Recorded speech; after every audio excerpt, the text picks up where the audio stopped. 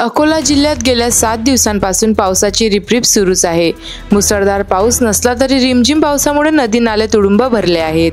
त्यामुळे अकोट तालुक्यातील अमिनापूर ते मुंडगाव मधोमध असलेल्या चंद्रिका नदीला पूर आला आहे। नदीला पूर आल्याने अमिनापूर ते मुंडगाव हा रस्ता बंद झाला आहे। या नदीवर दोन्ही गावांना जोडण्यासाठी पूल बांधण्याची मागणी अनेक वर्षापासून नागरिक करत आहेत। मात्र प्रशासनाच्या दुर्लक्षामुळे गावकऱ्यांना नाहक त्रास सहन करावा लागतोय।